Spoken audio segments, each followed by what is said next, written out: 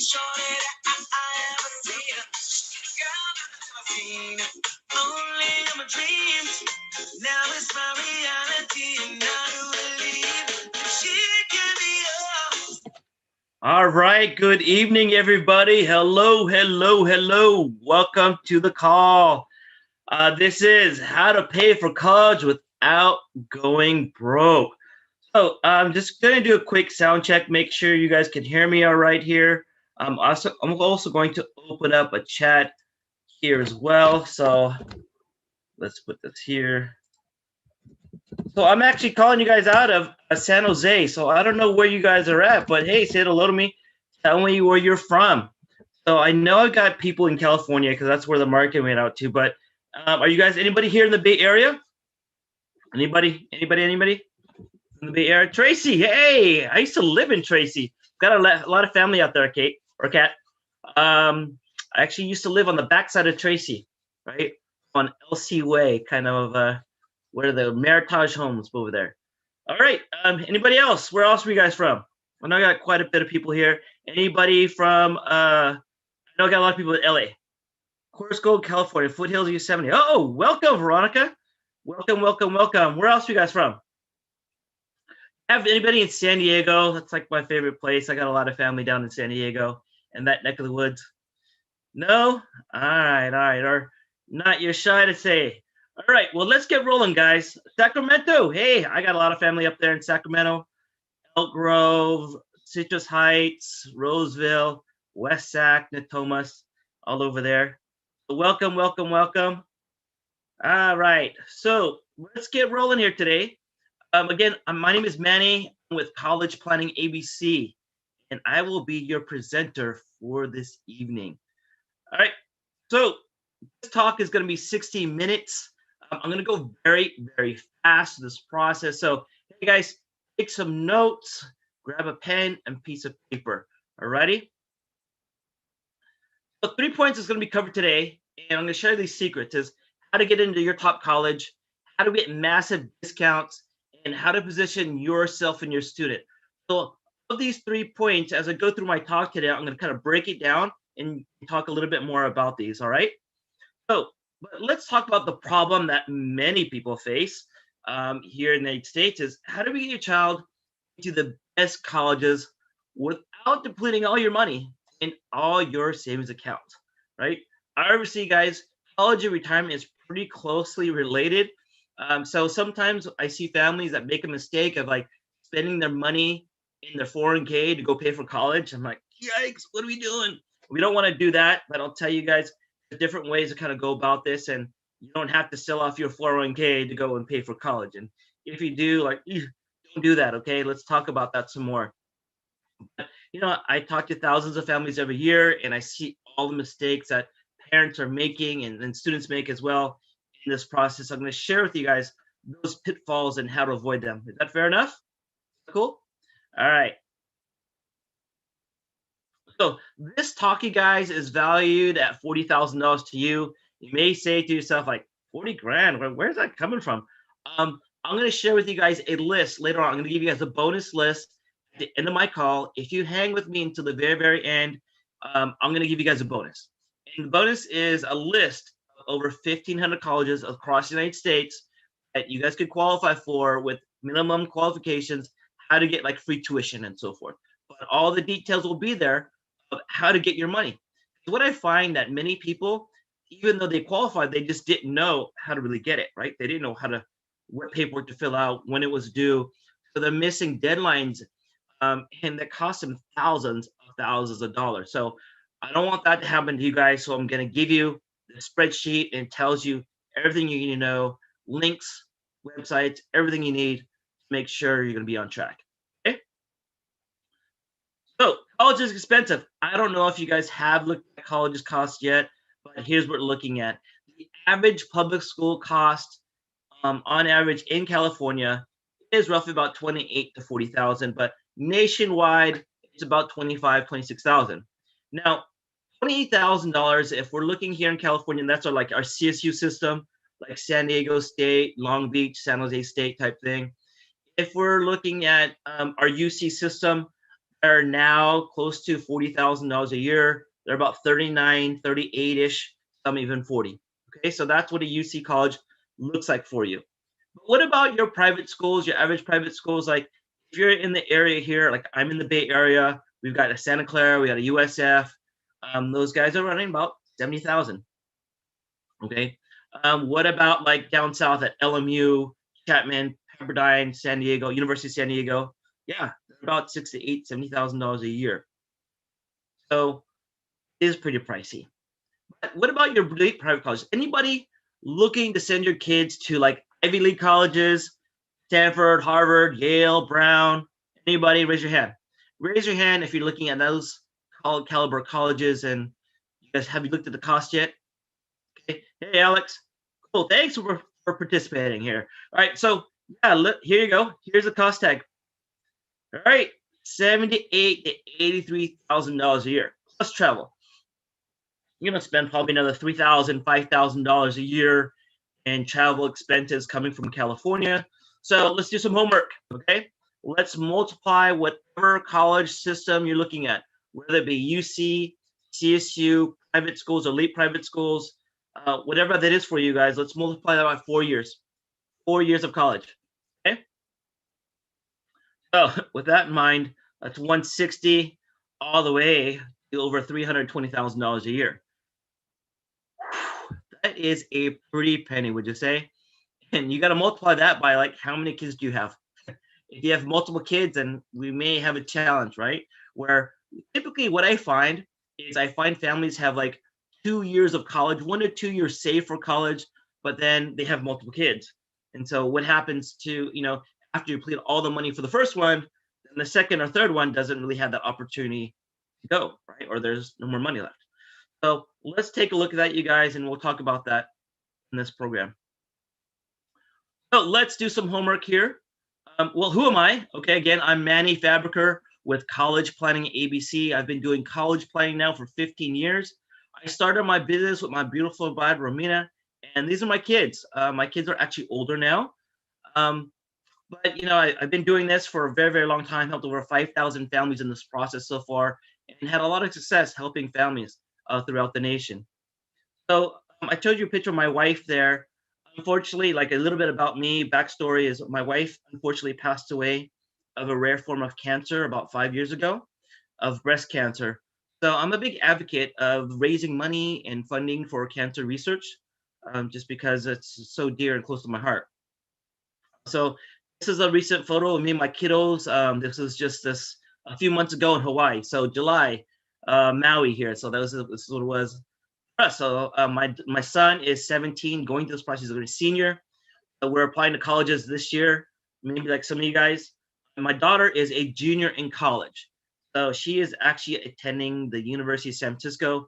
That is actually my alma mater. So I went to college, I went to USF, graduated in finance and econ back in the day, actually in 1996. I'll share with you my story as well, but she's there.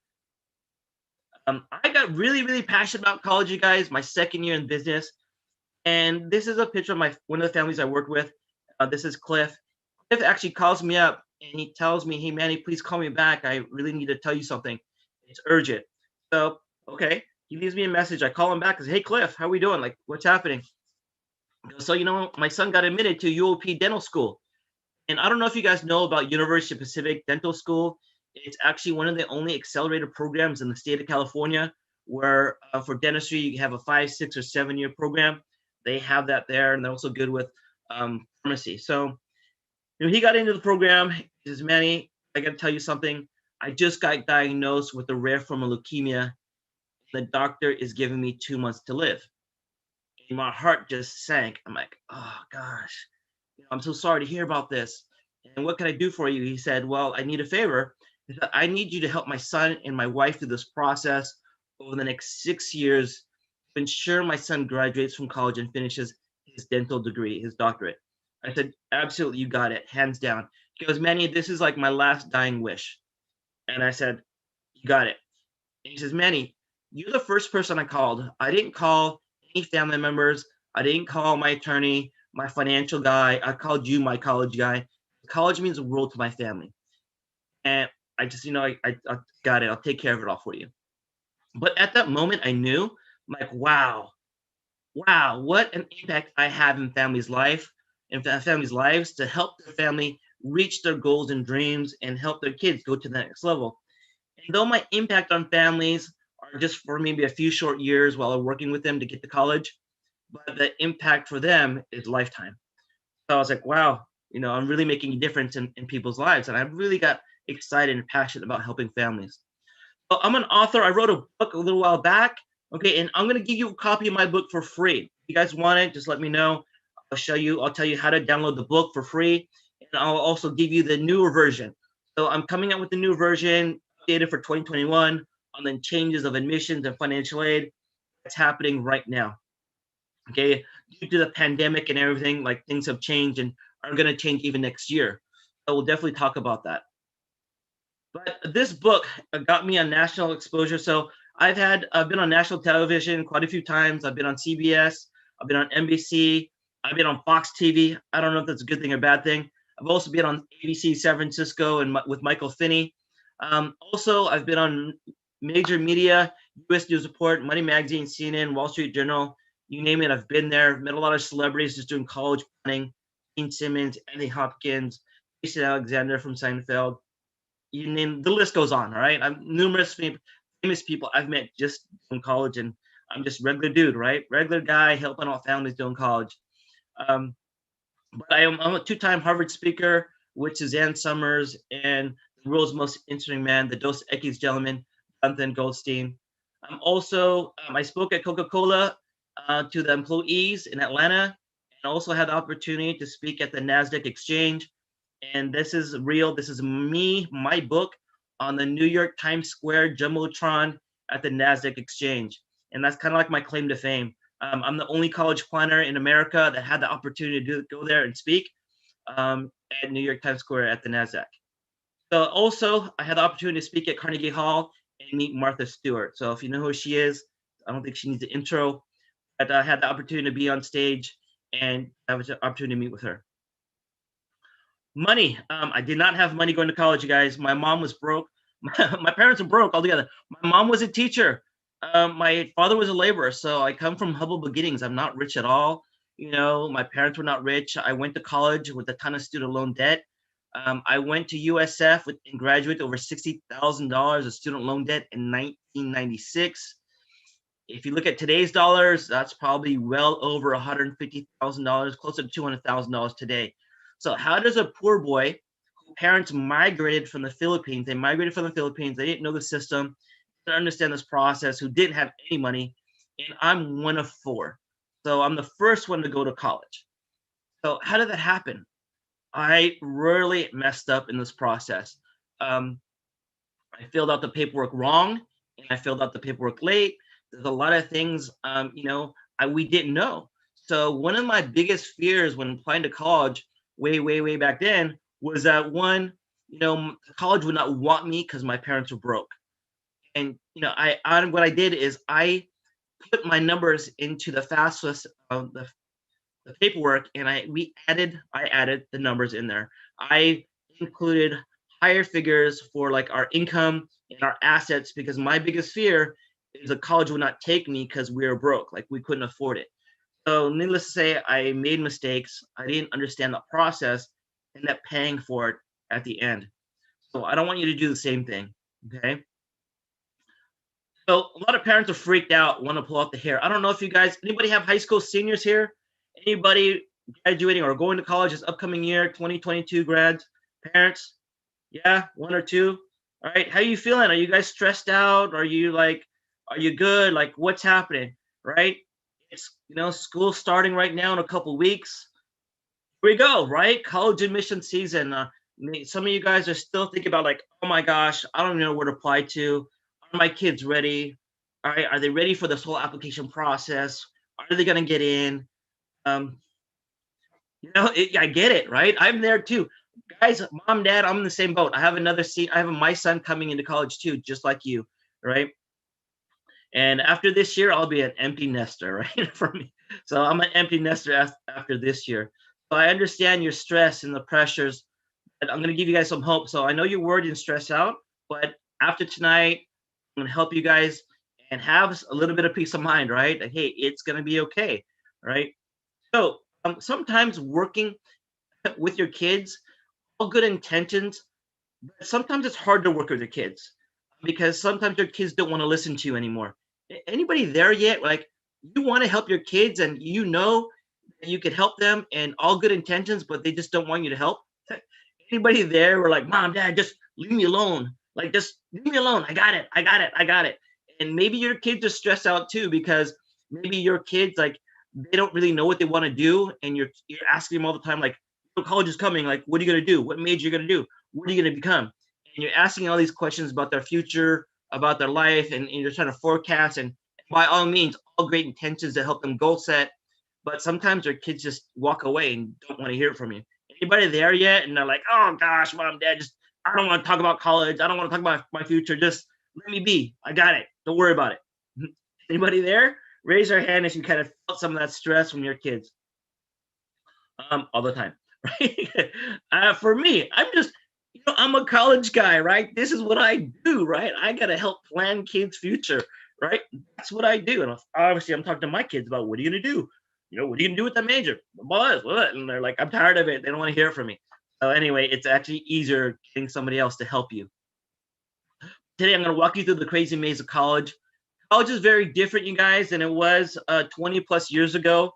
I don't know when you guys went to college, but if you went to college in the United States 20 plus years ago, it is a different ball game today than it was 20 plus years ago.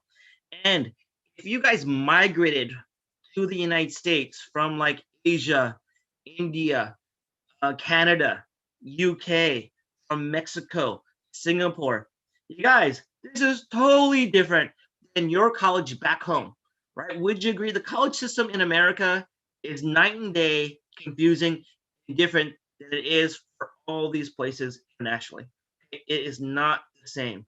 So I'll talk to you guys about that. I'll show you this. And my goal tonight is to be your tour guide through the crazy maze of college, help you shine the light and hold the light for you guys as we're walking through the dark tunnels of college and help you and avoid the pitfalls. So that is my goal and intention for you guys today in sharing this information with you. So obviously, I told you guys it's a 60-minute call, right? If you can't hang with me for the full hour, then I want you to screenshot this right now. This is how you're going to get a hold of me. So go ahead and take a quick photo of this real quick. The website is collegegamechanger.com, and there's my staff's email and phone number. You could contact May Luna. So go ahead and do a quick screenshot there, okay? So I'll type it in the chat. It's www.collegegamechanger.com.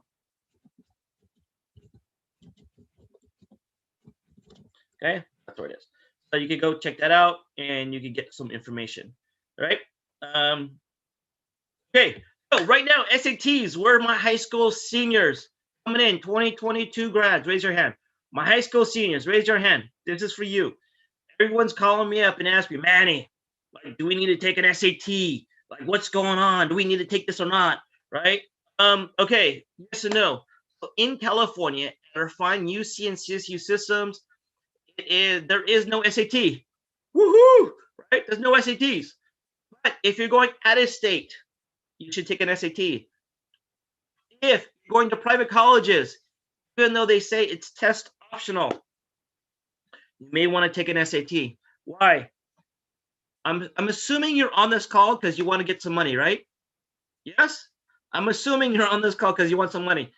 If you want more money at a private college and your student can score pretty well on the SAT or ACT, then you want to show it. Obviously, if they can't score well on the SAT or ACT, then we don't need to worry about it. Okay, we'll do test optional.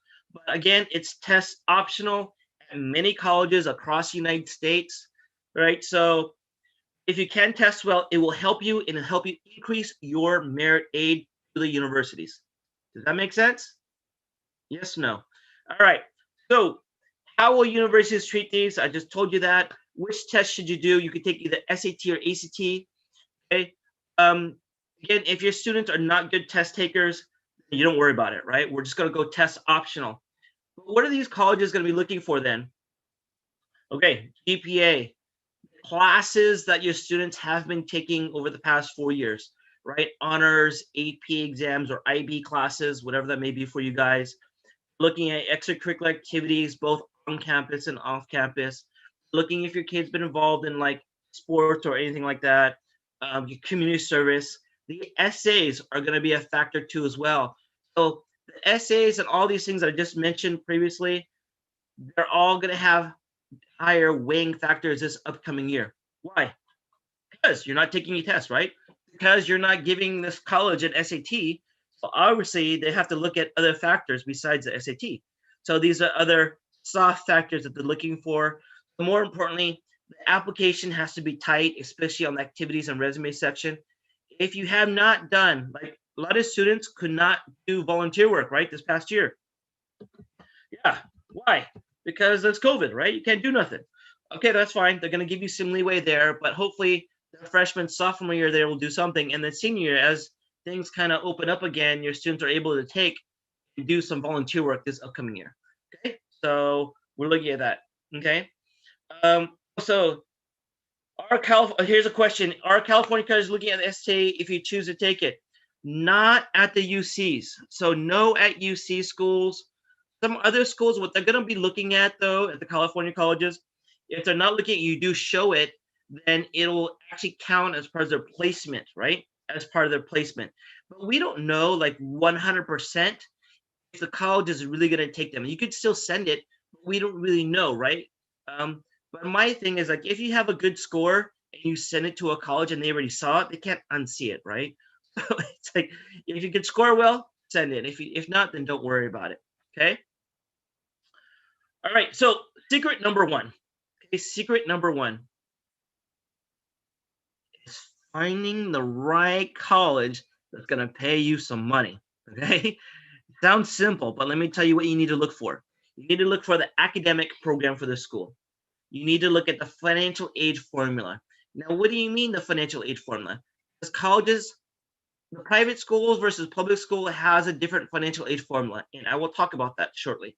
Okay, have different formulas because some colleges will be looking at like home equity, for example. Other colleges will not be looking at home equity. You also have to look at who's high need and high merit-based aid. Like, what do I mean by that? All right, so let me give you an example. At Stanford, I like Stanford. I think it's a fantastic college. Do they give you high merit-based aid? No.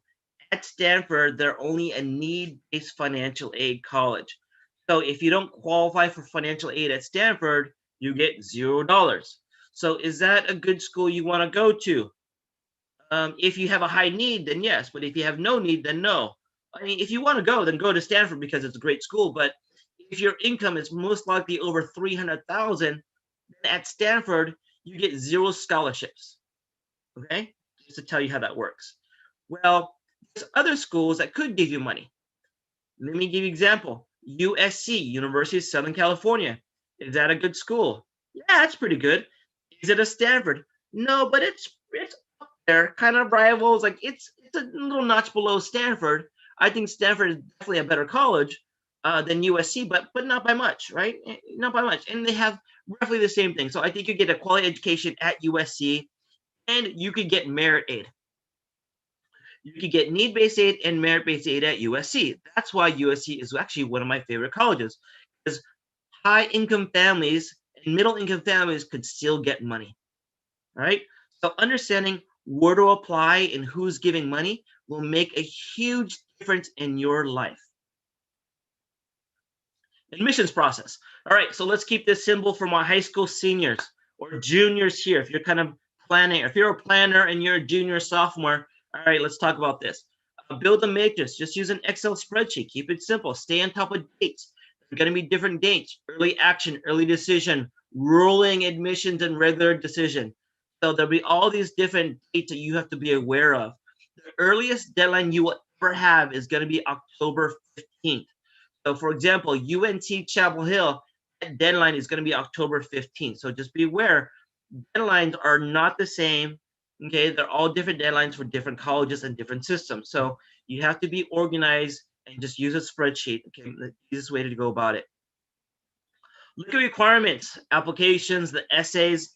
UCs have 4 essays. Private schools have 1 main essay plus supplemental essays, resumes, transcripts, interviews, SAT 2. So let's talk about that. For my high school seniors right now, 2022 grads, you don't need to worry about SAT 2s. However, if your student took an SAT 2 their freshman or sophomore year and did well, then you could still send that score, but they're no longer required for admissions, okay, at your more competitive school. So usually like the Ivies used to take 3 of them. You don't need to worry about it anymore, okay? But if you took them previously, your freshman or sophomore year, then you could still submit them. Now, scholarship applications. Yes, there are additional scholarship applications that you could apply for at certain universities. Like NYU will have some, USC will have different applications. Okay, Syracuse will have different applications. Georgia Tech will have one. UNC Chapel Hill will have one. So colleges across the nation will have you guys do additional applications if you want more money. This is above and beyond the admissions application, by the way. All right, above and beyond. So I just want to clarify that. Now, after everything's said and done, the seniors, class of 2022, will start hearing back from admissions. Earliest you'll hear back is by end of December for early action, early decision. The regular round is going to be like February or March timeframe is typically, and then you get your financial aid in April, and you have to commit by May 1st at a college. All right, so that's kind of the rollout for what happens at the end of your senior year. Rule of thumb, you're going to look at colleges, you're going to apply about 12 to 15 colleges, you're going to do some homework, you got to visit colleges, at least online if you can't travel, money, time, whatever it is, COVID, whatever you want to, whatever it is for you guys, you know, you got to visit a college somehow, right? At least do the webinar tours online. Ensure your student can be admitted. What do I mean? What are you talking about, Manny? Ensure the colleges want you. Okay, there's going to be a range of admissions. There's a high-end range and a low-end range. So we have to know, are we in this range of admissions? Okay. Do you even meet the minimum criteria for admissions at the college? If you don't meet the minimum criteria for the college, just move on. Don't bother. Okay. So just understand where you stand with the college admissions for that college. And how do we determine that? Some of you guys have software, right? Like you may have Naviance or Maya. Anybody use Naviance or Maya at your high school? Okay. There's a few others that are out there. Some use like, what's another popular one that's out there? Angus is one. So Maya, Naviance, Angus is another one. You know, College Choice is another one. So there's a few other software programs that your high school may use. But whatever that may be for you guys, make sure you understand the admissions and the range that you're admitting, okay, so that you don't waste your time. If you're like, for example, if your student is like a 3.2 GPA and you're applying to Stanford, okay, Stanford requirement is like a 4.0, right? If you don't even have a 4.0, like odds are you're not even going to get in. Okay, so if you're a 3.2, can you get to Stanford? Like, yeah, that's not going to happen, okay? It's not going to happen. So don't waste your time trying to do the app and the essays because we're wasting time. So that's just, you know, something you really need to consider doing.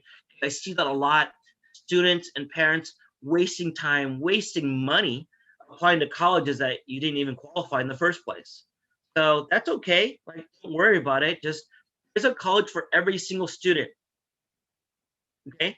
There's a college for every single student that's out there. You guys, in the United States, there's 4,000 colleges in the United States. There's going to be a college that your student is going to love, and the college is going to love them. There's going to be a good fit for your student somewhere. So just realize that there's thousands of colleges that out there. We just have to find the right one for your student. Fair enough? All right. So secret number 2. The magic formula, okay? So here it is here. For my 2023 grads, so my juniors right now, 2023 grad, this calculation is going to change for you. I'm not going to talk about those changes right now. I'm going to talk about the current situation right now for my high school seniors right now. So cost of attendance minus EAC equals need minus resources equals a modified need. In this example, if your cost of college is $36,000, you have an EFC, which is expected family contribution, I also like to call that expected family confusion because like everybody gets lost in this process. You have a need at 16. You have a scholarship at 2,000. The college is going to give you a modified need at 14. So what do we have to do here? The only thing that you can control in this process is your EFC. It's called expected family contribution. That is the only thing you can control in this formula. Okay. Now, what is that comprised of? It's comprised of over 80 factors and also basically income and assets. There are ways to kind of lower that number. And how do you do that? It's income and asset planning at least 2 years prior. You can still do some things right now if you're a junior or you're a senior right now. You can still do some things. And if you're a sophomore, you have better opportunity to save money now before you come to college because the college's financial aid system is going back 2 years. So basically, that's what's happening for you guys. They don't look at the year prior to the prior year. So it's 2 years coming into the college that they're looking for.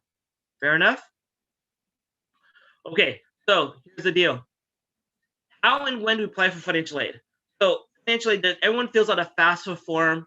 Okay, it's free application for federal student aid. Again, this is going to change slightly for my 2023 grads. There's also, if you're going to private colleges, they have a CSS profile. They call that the EVIL form. This form is very, very detailed, has over 300 questions on this form. Colleges' own institutional forms they'll have. If you're going to an Ivy League, it's called like UPenn. UPenn has a Penn Form 6 they'll fill out. Other schools will have their own institutional forms you would have to fill out. Now, if you're a business owner, you're going to ask for a business or farm supplement. You want to know what was your previous income, what's your current income, and what do you project for the future the next year. If you're divorced or separated, colleges may be looking for your divorce decree or separation agreement. What? Yes. Why? They're going to be looking for your money. Hey, does your ex-spouse have money? Was there a college account set up somewhere? Does your ex-spouse have to pay a certain percentage of college and how much? That's what they're looking for. Okay. But if there's no clause or phrase in your divorce decree, then fine, you're good. Okay. You're good. But if there is, that's exactly what they're looking for. Who's paying for what? Okay. And college is a business, so they're looking for money, folks. That's what it is. All right, a case study, Lesser School, School A and School B. School A is a private college at $70,000. School B is a UC college. We'll call this UCLA at $35,000. Now, School A, this is going to be USC versus UCLA, and they're rivals, right?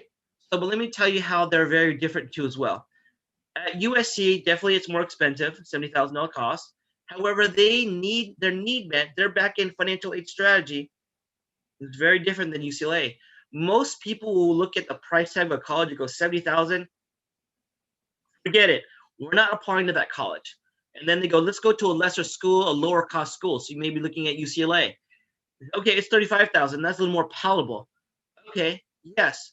But if you guys qualify in this example, if your expected family contribution is $20,000 and your need is $50,000 at School A at USC, this is what's going to happen for you. At 100% need met, 80-20 split, they're going to give you $40,000 of free money, okay? And they'll give you 20% self-help, which is 20% of $50,000 is $10,000. That is student loans and work study. However, at School B at UCLA, it's a publicly funded school. They don't have all the money for college. They're not giving you all the money as well. It's a 60% and 50-50 split. So there's definitely going to be a gap for you. At the end of the day, this is what you get to pay for college. So do you want to pay $30,000 at USC, or would you like to pay $32,000 at UCLA? What college would you like to attend? Does it matter anymore? No, it doesn't matter. Why? You guys, USC is a great school. You could pay $30,000 there, or UCLA at $32,000. Both are fantastic institutions, great colleges. I love them both equally. But the opportunity is you get to go to a fancy private school for the same or less than a UC college. Raise your hand if you like to have at least the opportunity to pay the same or less at a private school than you do at a public? Raise your hand. Anybody? Hello? Hello? Yeah, absolutely. Why not? Why not? Okay. So let's go through this process here. Oh, hey, Alex, sorry, I just saw your question. I'm going to get back to you a little bit later, okay? I'm going to get back to you at the end. So I'll get back to you. So here's the thing. Oops, let me go back here. Let's look at some case studies, right? So colleges have a ranking system, and these are how colleges get ranked. The mission, the rankings, net, competition for students, net tuition revenue, diversity, students and persistence, and graduation rates. These are how all the colleges get ranked, okay? So what's going to happen from your different ranking systems, from like U.S. News Report, Money Magazine, the FIS Guide, the Barron's Guide, all these different ranking systems that you see, they're just going to be weighing different factors, okay? So the most dominant one that you're going to find is going to be U.S. News and World Report, okay? That's what's going to happen there. So that's one that I would be looking at. Obviously, there are different factors, but U.S. News World Report is the most dominant. So take a look at that one. All righty. Okay, since 1980s, what is different today than it was, 40 years ago? Very different, folks. Okay, so this is nothing new. It's the rise of enrollment management systems. Enrollment management is how colleges operate as a business. How many guys believe college is a business? College is not free. You guys, let me just spill the beans and tell you straight up. College is a business. Hello. College is business. They don't do this for free. College is not free. Okay? They say we're a nonprofit entity. Are you serious? You're the most profitable nonprofit I know, right? Take a look at the UC colleges. UC schools, they're supposed to be nonprofit, right? Public colleges. If you look at UCLA, UC Berkeley, UC San Diego, how many applications did they have last year?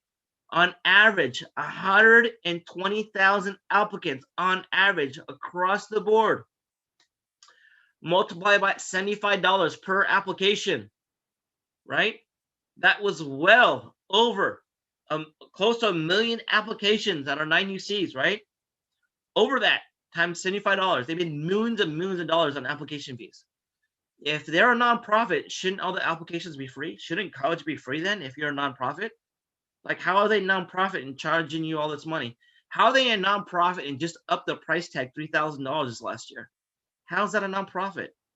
Maybe you could explain it to me. Maybe I'm just really naive and I don't understand it, right? But I mean, a nonprofit and you're jacking up the price 3,000, like it's ridiculous. How is Stanford nonprofit when you're charging families 85,000 a year? How's that nonprofit? I don't understand. Tell me. I don't know. I don't get it. Okay. So anyway, let's talk about this. College is a business, folks. It is a business. So enrollment management is what? It's data mining. It's logistical regression. It's table analysis and statistical analysis all day. If you have a mathematical background, an engineering background, you kind of know what I'm talking about here, right? This is exactly what they're doing to you. How many of you guys are getting mail from colleges right now or emails from colleges? Raise your hand if you're a high school senior family getting mail and email from colleges right now. Anybody? Yeah, you guys are. You should be getting a lot of mail and email from colleges. Why? Because College Board sold your scores.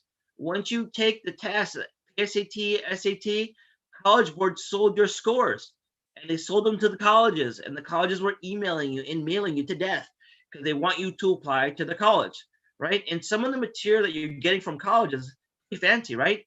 Nice fancy brochures, glossy material. It's nice stuff, right? The websites are dialed in, very, very nice look. They spend millions of dollars marketing to families, right? Because they actually want applicants. So that's how that goes. So in higher education, enrollment management is really the selected and strategic use of offers what colleges do to shape the incoming class. So basically, colleges have a budget, right? We have, let's say, for example, I'm a college. I have $10 million to give out to families. Well, how am I going to allocate $10 million to families, right? GPA, class rank, extracurricular activities, your volunteer work. If I am looking at an SAT score, then maybe an SAT score. financial need as well. So they're going to have all these different variables that they're looking at. And yes, that's how it goes, right? So it's not an easy process, but that's how they start allocating money based on all these different factors. Everybody does this, you guys. This is nothing new. It's new to you because you're new to this process, but colleges have been doing this for the past 40 years. Okay. I'm just telling you how it works and kind of being transparent and telling you how colleges operate. Okay. So everybody does. It's not what you need, it's what the colleges need. So let's look at some case studies here and we'll wrap it up. Nancy at Cal High, that's in San Ramon. Anybody from San Ramon area, Pleasanton, neck of the woods? So Cal High, 4.33 on the ACT. We have income at 265. We have assets. We have mutual funds. Expected family contribution was 119. So pretty high at 119.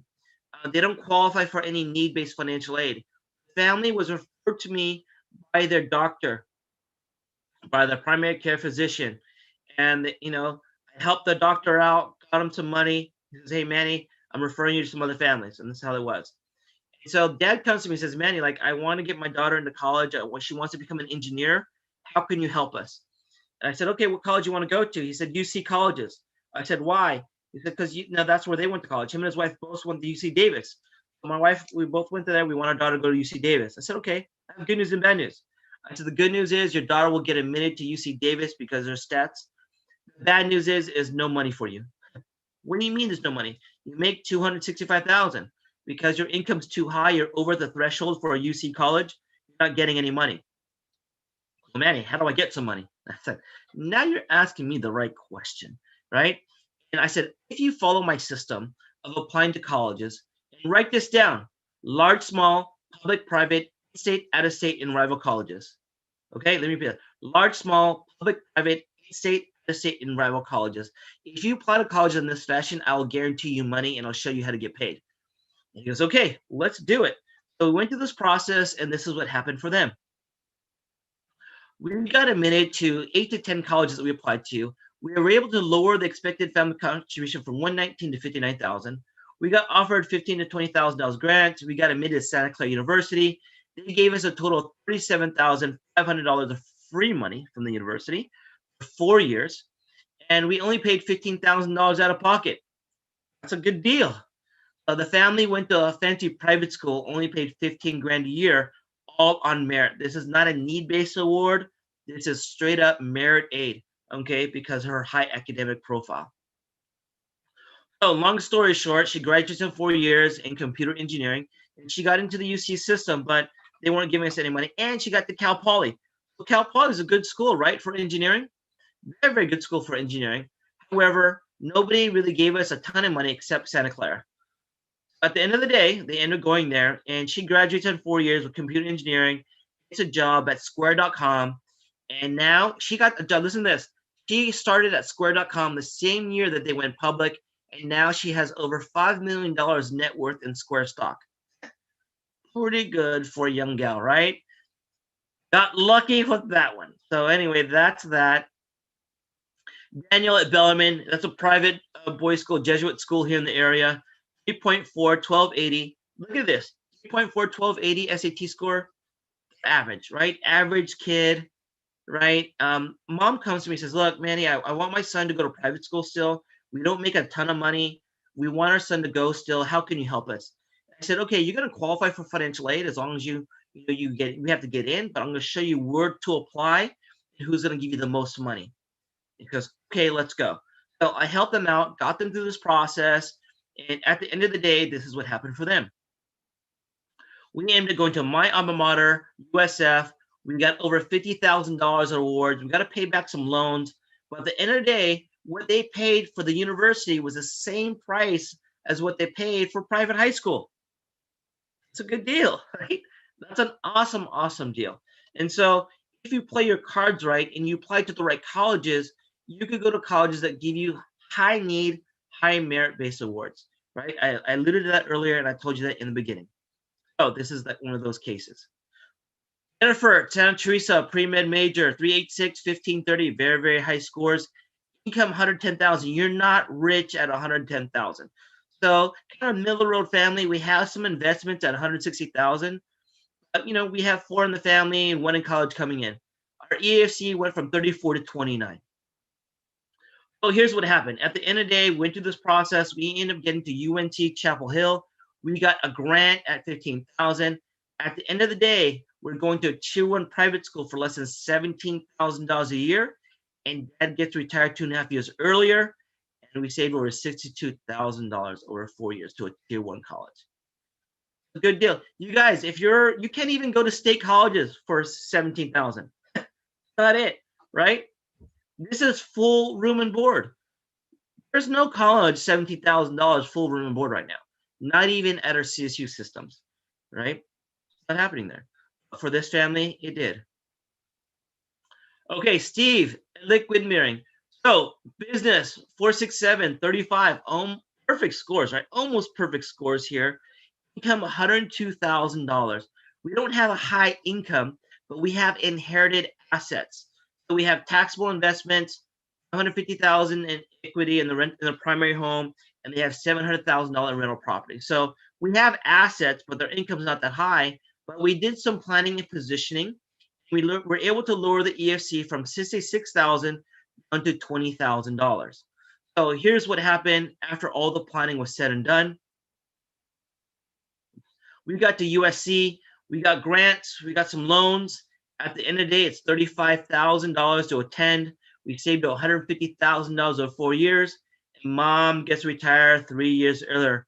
If moms are on the call, mom, would you guys like to retire 3 years earlier? Raise your hand, moms, you'd like to retire 3 years earlier. Like, hello? Like, why not? Why not? If you could get done earlier, then why not? Okay. So, Michelle at Los Altos. So 4.833. This is stellar student. This case is very unique case. Dad is a police officer. A mom is a part-time nurse. They referred to me by another police officer as well that I worked with. They have investments at $340,000. They have home equity. So we have EFC of $66,000. We dropped it to $47,000. So the daughter wants to become a nurse, and it came to, hey Manny, like our daughter wants to become a nurse. Primarily, we want to stay in California. I said, okay, well, I have good news and bad news for you about nursing in California. And they said, what's that? The nursing in California, if you don't know, it's very impacted and very, very competitive. They wanted to do a direct admit program. What I mean by that is like get into the RN, the nursing program right away. So there are a handful of colleges in the state of California that do allow that. But I said, you're there, but it's very, very competitive, but you're there. He says, okay. I said, but if you're open to looking at other colleges, I will show you where to go, how to get money at some of these other colleges. If you're open, and at least you'll have the opportunity. Would you like that opportunity? And they said, yes, absolutely. We'd love the opportunity. I said, all right, great. Let's apply. Again, what did I tell them? Large, small, public, private, in-state, out-of-state, and rival colleges. And that's how we apply to these colleges. So here's what happened for them. We end up getting to Villanova. Has anybody heard of Villanova University? Raise your hand if you heard of Villanova in Pennsylvania. Anybody? Nobody? That's a really good school. It's a tier 1 liberal arts college, okay, is where they're at. So basically, in a nutshell, this is what happens. At the end of the day, we got the St. Martin Porras Award at almost $57,000 is what it was. Also, they're only taking, $15,000. They had loans they could take, but they did not take it. They only had to pay $15,000 a year. Okay, why? Because they got the scholarship. Okay, so and this was all merit aid. If you remember, I showed you the case. Like the family makes money, right? They make money. They have assets. They're not broke. They have money. But applying out of state and applying to colleges that could give you money, that was a key. So that's what happened with them. All right. So Stephanie, okay, business major 3.4, 1480. Family income was $600,000. High income case, like they have $1.1 million in taxable investments, $10 million in real estate holdings. Like they don't qualify for financial aid at all. There is no financial aid for the family. They do not qualify. Okay, but I said, look, he said, Manny, I want help getting my daughter into college. She's a decent student, not the best student in the world, but she's good. And I said, okay, great. I said, well, how can I help you? Obviously, you don't qualify for financial aid. How can I help you? He said, well, can you help me get admitted and show me where to apply? And we just want less stress in this process. And obviously, we could pay. I said, okay, great, let's go. So we go through this process, and this is what happens for them. We end up getting to LMU. For my people down in LA, Loyola Marymount University, we got grants, okay, at $18,000. We got some loans we have to pay back. We did some tax and financial planning, resulted in $144,000 in tax savings. And because I work with some CPAs and financial people as well, and they put together a plan for them, and we saved over 72,000 plus on the front end. So overall, we saved over $200,000 on college here, and college is almost free for them, okay, for this family, because they took some initiative to look at other avenues to pay for college on the back end, tax and financial strategies, right? So, Anshul at St. Francis High School. It's a private school here in the area. Kind of Mountain View is where it's at. So, business, pre-med, 4.3, 1550. Family income is 1.6 million. This is a Bay Area CEO. Have millions of dollars, $1.8 million in taxable investments, $30 million in real estate holdings. Like, obviously, they don't need financial aid help. Okay. Father came to America from India with like $40 in his pocket, couple $100, and he's a rags to riches story. So he said, Manny, like, I came to America with nothing. I want to help my son out. I want a good college for my son. I said, okay, great. Obviously, you're not going to qualify for financial aid. I could show you where to get money. I could show you how to get merit aid. He said, okay, yeah, that's what I'm looking for. I said, what else are you looking for? He goes, Manny, I actually like the college with a little bit of panache. I want a good school, but I don't want to pay $85,000 for an Ivy League. I said, hey, sorry, boss. Like, you make millions and you get into Ivies or Harvard, like, you got to pay for that. It's not going to give you a dime at Harvard. He goes, okay, well, I don't want to do that. I said, well, you want to apply to see if you can get in. Let's talk about that, but at least apply. So we did that. And also on top of his, well, Manny, I want a little college with some panache, a good brand name. And I want a smaller college. I don't want a big school. He said, the UC schools are good, but they're very large for my son. I don't want that. I said, okay, I'll help you find the right school for your son. So we went through this whole entire process with the son, and this is what happened for them. We end up getting to Amherst. Has anybody heard of Amherst before? Raise your hand if you heard of Amherst. Amherst is a tier 1 liberal arts school. It's an alternative to an Ivy. So if you never heard of that school, if you don't go to an Ivy League college, you may want to look at one of these colleges, Amherst, like Amherst, Bates, Colby, Middlebury, Connecticut College, the Seven Sisters, liberal art colleges, Occidental could be one. The Claremont McKenna colleges are like that as well. So there's a handful of colleges that are out there in America that are like tier 1 liberal arts schools. But the student got admitted to Cornell, Duke, UC Berkeley, and UC San Diego, which is awesome opportunities, but none of them really fit what they really, really wanted. And so they got a university grant. So they weren't supposed to get money. So he calls up the university, says, you know what, I'm a little confused about this award because my understanding was that we don't qualify for any type of financial aid. Sir, this is not a need-based award. This is actually a gift from our university as a university grant. Oh, is this a merit aid award for my son's academic merits? They said, no, this is a university grant, free money from our institution for 4 years. No payback. Says, okay, thank you. So anyway, he calls me up. He says, did you see this, Manny? I said, I did see it. He goes, why are they giving me money? I said, because you're a multi-millionaire and they want some of your money.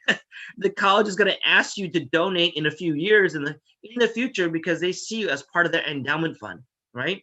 And I'm sure you have some money that you could probably peel away in the future. He said, okay, yeah, I would donate. I said, okay, that's what they're looking for. They're looking for you to be a good donor in the future. Hopefully that you're going to fall in love with the university and, maybe build them a new library, build them a new stadium or something like that. I said, okay, fair enough. So long story short, that's where we ended up. But 2 things to remember here, student positioning and parent positioning, how to do both to maximize your money. If you could do both, you're going to maximize all your financial aid and eligibility, okay? The finish line, what did we talk about today? We talked about standardized testing. We talked about, the whole process. We talked about the myths and so forth. Like, In my case studies, I told you guys like there's money for you whether you're high income, middle income, or low income families. There's money for you guys if you're an excellent student, an average student. You know, that's where it is. You have to find the right school that's going to be a good fit for your student. All right. So how can we help you? All right. How can we help in this process? If you are looking for help, I can help you guys take the stress away and manage the whole entire process. Take it off your plate and manage this with your student. I can help you through the whole academic and admissions planning process through applications and essays and all that. I can help you guys find money regardless of your income. I can also help you figure out what is the best way to pay for college if you have all the money or you don't have all the money. Okay, so I can show you how that all works for you guys, no matter if you're high income, low income, or if you're in the middle income family. So it doesn't matter. I can show you how that works. Here's my smart formula for standing out: is stand out, make connections. When you're going to colleges, talk to admissions, financial aid, and so forth. Make connections with admissions, the financial aid, heads of departments as well. Apply for everything and do it early. There's going to be some other scholarships that you guys can consider. They may require another application above and beyond admissions. And arts for resume, understanding like what you need to be doing with the resume. If you're a sophomore, or junior, what could you be doing right now to increase your odds for admissions? Or if you're a senior right now and we're like, oh my gosh, my kid hasn't done anything. Like, okay, what do we need to do this year to increase your odds for admissions? And testing. Like, what kind of classes should we be taking over the next years? Like AP, IB, should we be taking the SAT, ACT, Dante, CLEP exams? What exams should we be doing and how many should we be doing? All right. All those things we can talk about as well. This is a financial aid award from Santa Clara University. From an out-of-state family, they got over $39,000 financial aid, and they make over $250,000 of income. Okay. Time passes fast, yes, because your babies are no longer babies any longer, right? Your kids are going off to college. Your babies are heading off. Maybe your kids are driving. Any of your kids driving already? Like my son is about to drive. I'm definitely excited about my insurance bill going up, right? A couple $100 a month. Okay, so yeah, my son's driving. I was driving. Oh my goodness, like it's going very, very fast. And quite some time, yes, that we will be hearing the sound of the marching, the graduation song, right, coming down the aisle, and that's happening in the next 9 months, right, in May or June timeframe for us.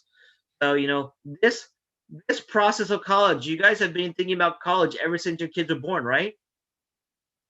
Yeah, most likely you have. I mean, here we are, right? Here we go. This is it, right? My high school seniors, like this is it. This is the big push for you right here.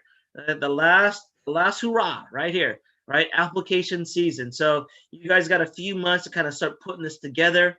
It is stressful. It is time consuming. I'll let you know about that for sure. Okay. But don't freak out. I'm going to give you guys some opportunity, some help here. All right. Good news and bad news. Good news is this. I'm going to give you guys an opportunity to come and chat with us, whether myself or my staff, talk about your case and how I can help you. It will be a free consultation if you want to take me up on this. Take me up on this. However, not everybody. So here's the deal. Sometimes we'll talk, right? We'll have a conversation about how it all works, and some of you guys want to work with me. I'm very limited right now. Okay, I'll tell you that right now. For my high school seniors, I have very limited spots. Okay, very limited spots for our high school seniors. I do have room for high school juniors and sophomores. I don't take any freshmen. Okay, I only take sophomores and beyond. But high school seniors, I have very, very limited spots. Okay, I'm almost at capacity for the year. So you have to at least have a 3.25. You must be a friendly family. Like, I know I can help a lot of families across the nation, but I don't. I don't work with everybody. So how do I help you guys if I can't work with you? I have other programs, like webinar type things, group programs that you could do. But in my one-to-one consulting type of program, it's very limited.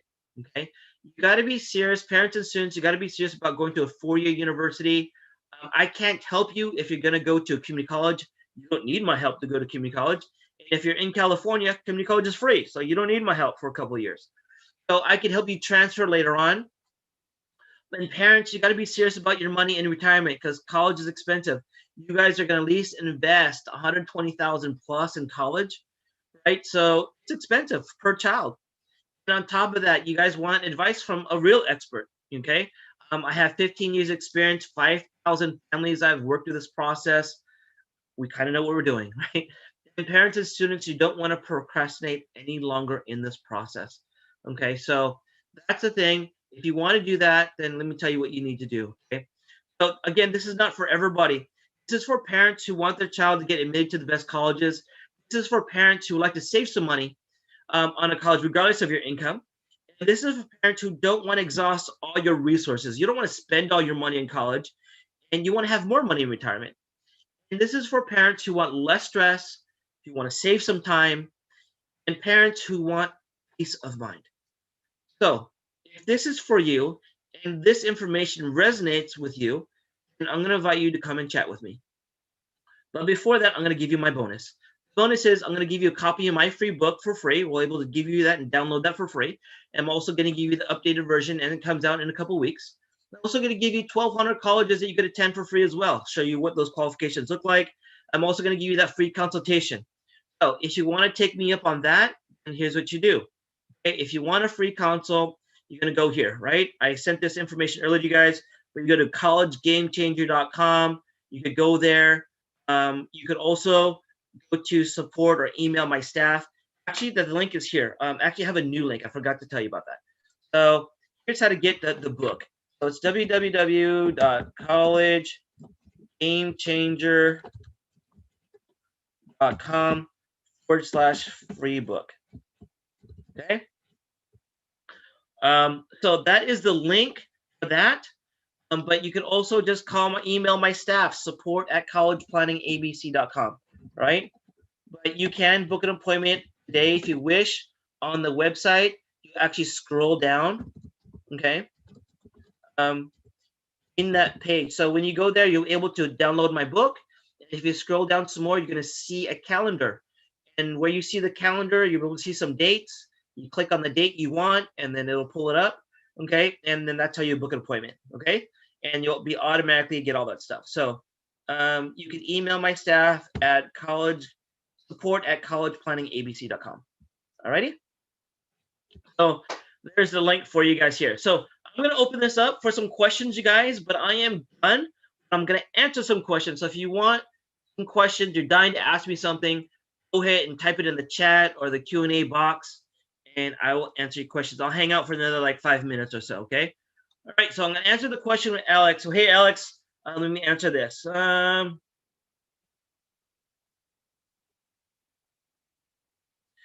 right, so Alex, good question. Basically, what's going to happen is this.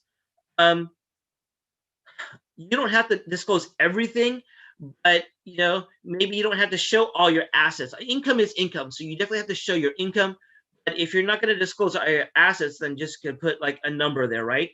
If you know your income is too high, let's say Alex, your income is like $500,000. You already know you're not going to qualify for need-based financial aid. You still want merit because the colleges require you to fill out the FAFSA even for merit, right? And you can still fill out the FAFSA. We just won't disclose all your stocks and bonds and cash and things like that, right? So you don't have to worry about it, okay? Yeah, Alex, I would. Some of your colleges, Alex, they're going to blend your need and merit together, okay? So you're going to want to fill it out regardless. And Alex, this is how this works. Listen, you guys, if you guys are high income families and high asset families, by filling out the financial aid forms, even though you don't qualify for financial aid because you guys are millionaires.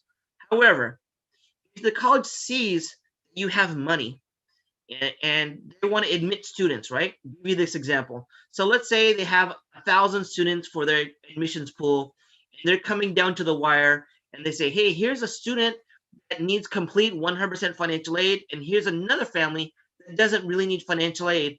And they have both the same SAT score, the same GPA, the same qualifications. Who do you think college will admit to at the end of the day? When it comes down to finding the right people and admitting students, who do you guys think the college will admit? One that has more money to pay for college that they don't have to give much, or the one that needs complete financial aid? right? Yeah. So there you go. Okay. So that's what I would do. I would still file regardless, you guys. I would. Some of your college will give you Alex. Some of your college will still give you merit, even if you don't file. But you may get a little bit more if you did file, and it may increase your odds of admissions because they know that you could actually pay, right? They know you could actually pay, right? Um, okay. Anybody how? Okay. Here's another question. Do both parents disclose EFC?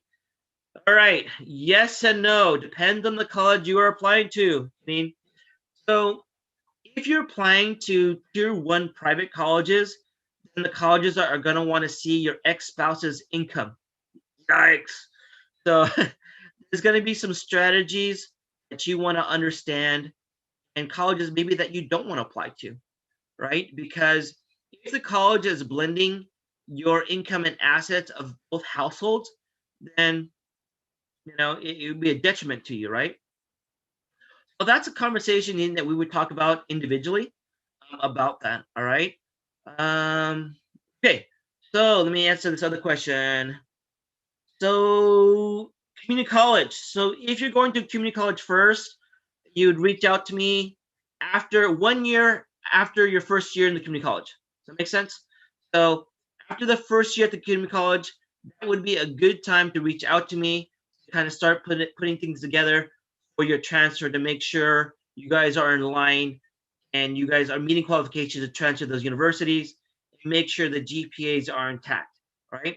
But what would be a better thing though too is to before your students start to community college is to understand and do a goal setting with your student to know what they're going to need as a transfer student to that UC college, for example.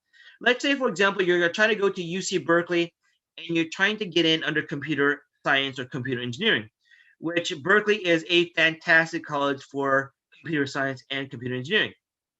Well, even though the community college system says, hey, you can automatically transfer to UCs with a certain GPA, but UC Berkeley is going to require at least a 3.75 GPA. Okay, so you want to know that. So, Kate, sorry, I didn't look at my calendar. I know I'm busy for the next couple weeks, but here's what you want to do is email my staff. Email my assistant, May, the support email. I emailed it here. Let me put this in the chat and I'll put it for everybody. If you guys can't find like dates and times because I'm booked, then you're going to want to email my staff and she'll get you set up, right? Email her at support at college planning, right? abc.com. So there you go. And she'll make sure you get in there. She can make arranges in my calendar and so forth. Okay. Okay. Yes. Kate, we definitely need to talk then about your case, right? We would definitely need to talk about that. Yeah, yours is a more specialized case, and we would need to have a discussion on that, especially on the financial aid side, because you would have probably like a special needs or special circumstances because of your divorce situation or inheritance or whatever. Okay, so we definitely want to talk about that and tell you what you would need to do and how to appeal in the process to get your money, right? To get more financial aid. All right. Let's see what else is there. Okay, Kathia. Okay, middle income. Let's talk about California middle income, right? So middle income in California is income less than 180 for the UC system, right? Less than that. But also you would still get like under 180, you would still get like the middle income scholarship at a UC program, but it's not that high, right? It's only a couple grand. If your income was less, and they go by like family type, so it depends on your income. Like maybe like above 120, like you're not going to get a Cal grant anymore. Above a 120, 125, but you could still get some like institutional money.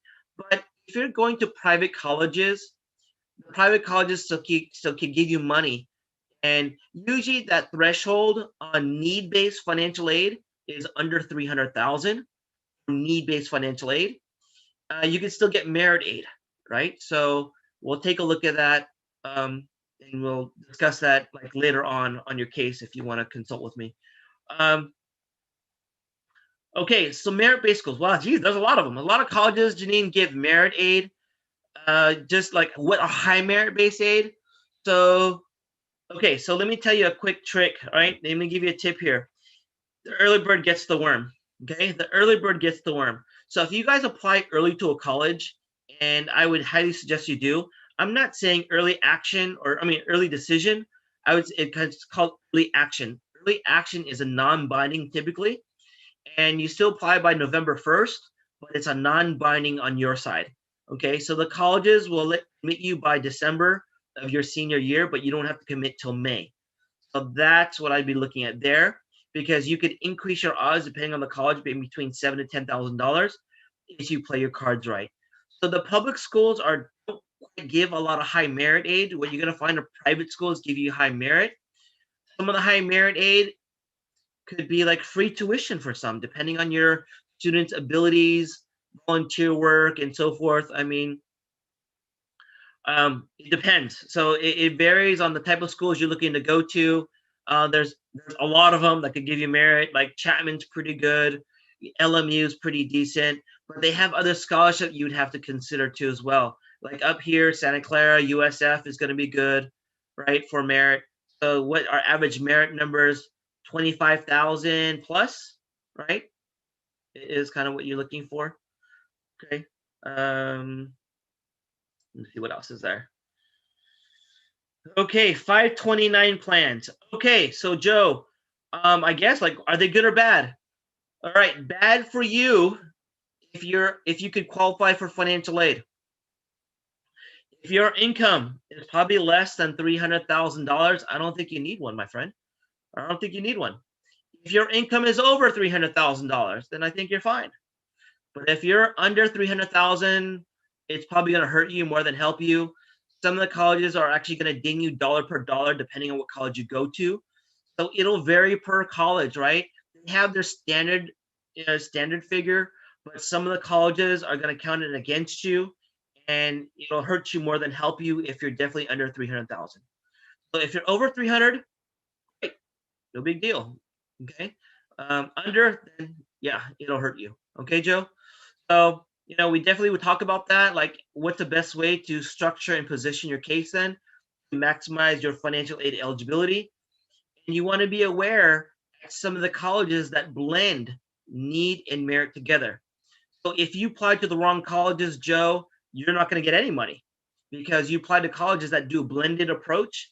They blend need and merit together. So, you want to stay away from those type of colleges that are blending the need and merit together. All right. So we could talk about that more, but go ahead and book a consultation. You could go there and go ahead and email my staff, support@collegeplanningabc.com, or take a look at the other link if you could book in there. All right. So, all right, folks. Anything else? I spent a lot of time with you guys. Gave you a lot of great. How many of you guys want a recording of this? Anybody want a recording of this stuff here today? Anyone? Anyone? Okay. If you guys want a recording, awesome. I will make sure you get it. Okay. We'll email it to you guys as well. Just make sure we have your email. And we if you want the text, some of you guys got my text message. Great. We'll text it to you as well if you want that. All right. So it'll go to your cell phone. You can click the button and watch the recording later on, or give it to your spouse. Some of you guys are not watching this with your spouse, and you want your spouse to be on the same page, right? Or maybe you want your son or daughter to watch this and go, hey, we watch this webinar with this Asian guy, Manny up in the Bay Area. Like, hey, watch this stuff. Great. So hope you guys find this valuable. Was this good? Was this valuable information for you guys? Yeah? Cool. I'm glad. But hey, if you guys could do me a great big favor, hey, I'm looking always for feedback, and I'm always looking for testimonials. If you could do me a quick favor, if you guys are Yelpers, you could go to Yelp, or you could go to Google, right? And you can just put in, like, give me a one-line testimonial, like, tell me how you liked my webinar, and tell people, hey, was this good or not, right? So if you could go to Yelp, you could go to Google and just like put in a quick thing. Hey, I attended this webinar today, great information. I'm not selling anything. What I'm giving you guys is a free consult with me, right? If that's a sell pitch, then I guess so. But this is my pay it forward approach for you guys. Because I believe in paying it forward, right? It's like, hey, if I do good in the world, then things gonna come back to me. And that's how I kind of approach my life, right? If you do enough good things in the world and help people, like eventually things will come back to me as well. So this is kind of my pay it forward approach. Whether you like it or not, right? Maybe that's too much, foo-foo stuff for you. But hey, that's kind of how I live, right? And that's how I roll. So if you want to come chat with me, I'd love to chat with you guys. If not, I'm great. No problem. I hope you found this information valuable. And I wish you guys all the best. So thank you guys for being on the call tonight. Thank you guys in advance. If you could do that little thing for me and do a little testimony on Yelp or Google for me, I'd really, really appreciate it. Okay. But definitely, hey, do book a consult, talk to my staff or email my staff over, and then I'll see you guys on our meeting. Okay. So hey, tell a friend. You could pass around the webinar to your friends and pass it around to them, and that'd be awesome. So anyway, guys, have a super fantastic evening, and I look forward to chatting with you guys. Have a great night, guys. Bye-bye now.